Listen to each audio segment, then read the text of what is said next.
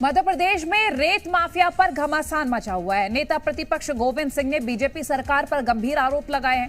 गोविंद सिंह ने कहा कि सब कुछ सरकार के संरक्षण में चल रहा है।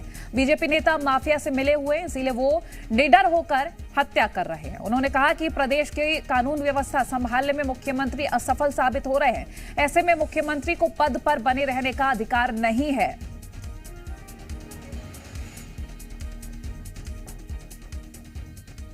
मध्य प्रदेश की सरकार के मुखिया शिवराज सिंह जब माफिया, रेत माफिया, शराब माफिया, पत्थर माफिया और माइनिंग माफिया तथा सट्टा बाजारियों से उनके मंत्री, उनके विधायक और कार्यकर्ता जब मिलकर खदान रेत खदान अवैध कृत्य करेंगे तो फिर अपराधियों का खौफ पुलिस का समाप्त होना स्वाभाविक है।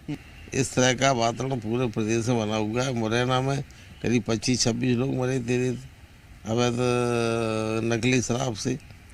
तो जब सरकार यार इनमें शामिल होगी, अवैध कृत्यों में उनके लोग, मंत्री, विधायक और नेता शामिल होंगे, तो सब तो सरकार का संरक्षण के चलते ये सब मध्य प्रदेश की कानून व्यवस्था चौपट हो चुकी है।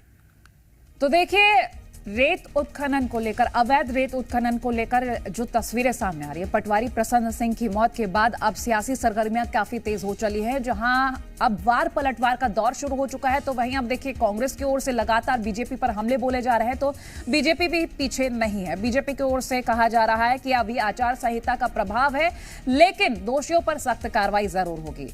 इसके इतर कांग्रेस का यह कहना कि बीजेपी की सरकार में इस तरह से इन माफियाओं को बढ़ावा मिला, इनका संरक्षण मिला, इन माफियाओं को सरकार की ओर से पूरी तरह से शय मिली हुई है, जिस वजह से उनका खौफ खत्म हो चुका है और इतने निडर हो गए हैं कि खुलेआम किसी की भी हत्या कर देते हैं और कोई डर नहीं होता।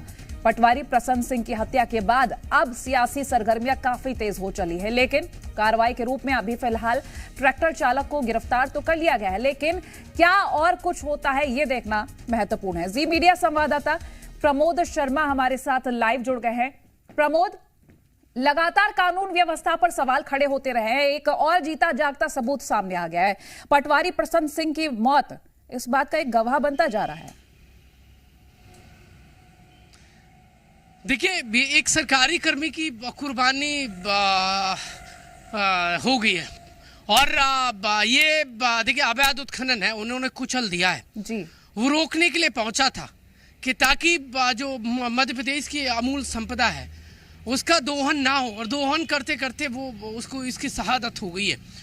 और ये एमपी की विडंबना है कि एमपी में इस तरह की घटनाएं लगातार आती हैं। कभी वन हमले पे फायरिंग हो जाती है, तो कहीं यदि आपने माफिया की गाड़ी आपने पकड़ ली है तो वो छुड़ा के भाग जाते हैं, फायरिंग हो जाती है और अब आमदा हो गए कुचलने पर।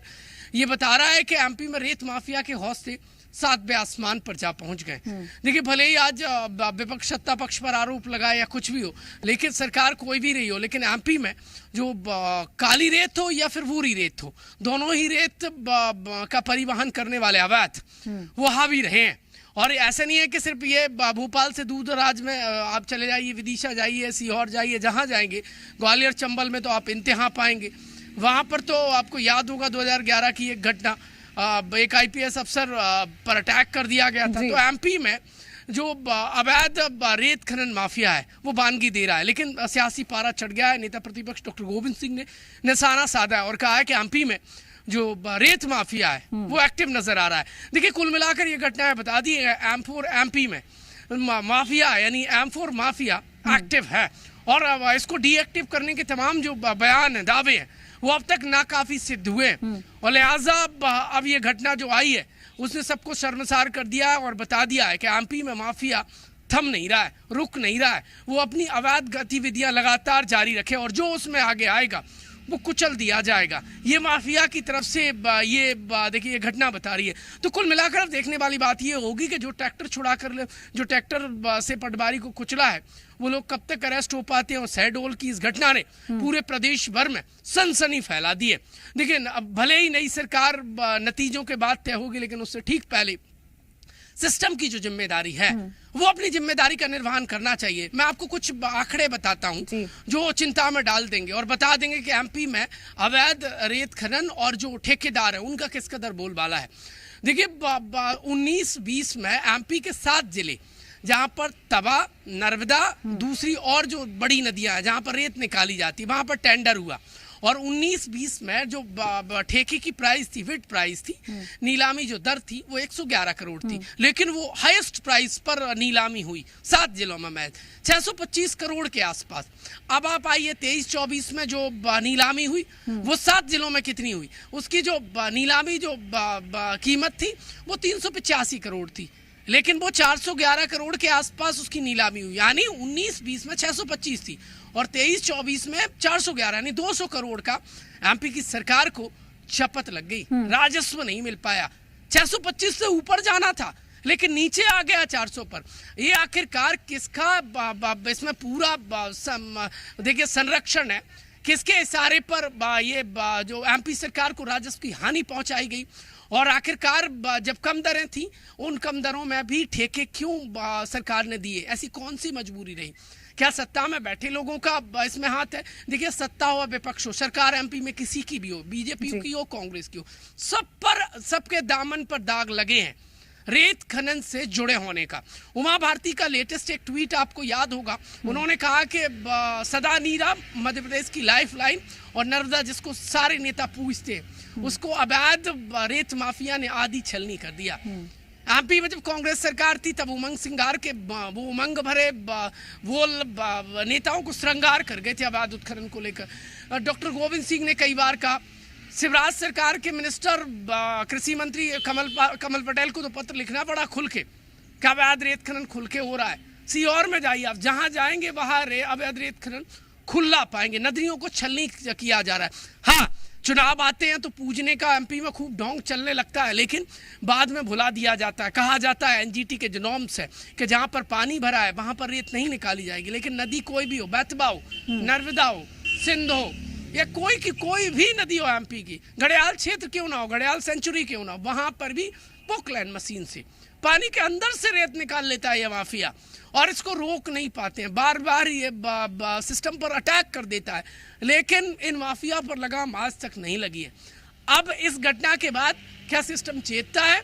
क्या माफिया को अब तक रोकने में जो नाकाम सिद्ध सिस्टम हो रहा था, सरकार हो रही थी, क्या अब वो रोक लगा पाएगी? क्या एक पटवारी की जो जान गई है, देखिए उसके परिवार पर जो बीती है वो शायद ना तो माफिया समझ पा रहा होगा, ना वो जिम्मेदार जिन पर माफिया पर अंकुश लगाने की जिम्मेदारी थी वो का सब समझ जाए, और फिर कोई देखिए सरकारी जो कर्मचारी है वो अपने जिम्मेदारी निर्वहन करके इस माफिया के आक्रमण का शिकार ना हो। तो कुल मिलाकर बात ये है, सरकार को राजस्व हानि और लोकल जो संरक्षण होता है पॉलिटिकल, वो इस माफिया को होता है, और नदियों को छलनी किया जा रहा है, वाटर लेवल नीचे जा रहा है, घड़ियाल सेंचुरी को खत्म करने जैसे हालात बन रहे हैं। आप जहां जाएंगे कोई भी वीवीआईपीज हो, उसके क्षेत्र में खुलेआम अवैध रेत का खनन, कारोबार और परिवहन चल रहा है। बिल्कुल प्रमोद, और कहीं ना कहीं देखिए अगर हम अधिकारियों को लेकर जब बात करते हैं तो एक तो कम अधिकारी जो ईमानदारी से अपनी ड्यूटी पूरी करते हैं, लेकिन जो ड्यूटी पूरी करने की कोशिश करते हैं उनके साथ इस तरह से व्यवहार किया जाता है कि उनको मौत के घाट उतार दिया। लेकिन अब कार्रवाई को लेकर जब बात की जा रही है तो बीजेपी का यह कहना कि आचार संहिता प्रभावी है, लेकिन दोषियों को बख्शा नहीं जाएगा, उन पर कार्रवाई होगी ही।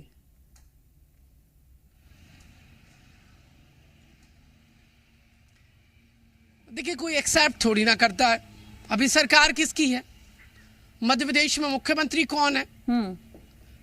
पुलिस की क्या जिम्मेदारी है? ये हमें यदि याद दिलाना पड़ रहा है तो वो कुर्सियों पे क्यों बैठे हैं?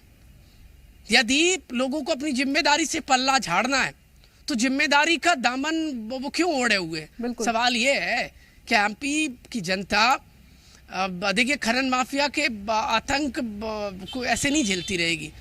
देखिए वो बड़े अधिकारी जिन पर जिम्मेदारी है खनन माफिया पर लगाम लगाने की, वो तो मैदान में रहते नहीं है। छोटे जो कर्मचारी हैं वो मोर्चा संभालते हैं, और यदि वो बहुत निष्ठा के साथ कोशिश करते हैं तो उन्हें कुचल दिया जाता है। अब खैर देखने वाली बात ये होगी कि एक जो पटवारी की मौत हुई है, इस मौत के बाद क्या सिस्टम जागता है और क्या अवैध रेत उत्खनन करने वालों पर लगाम लगा पाता है, या फिर अब तक जिस तरीके से ढुलमुल रवैया है, हीला हवाली है और साठ गांठ है, क्या उसकी बानगी फिर से आएगी? ये बड़ा सवाल है। बहुत शुक्रिया प्रमोद, ये तमाम जानकारी हमसे साझा करने के लिए।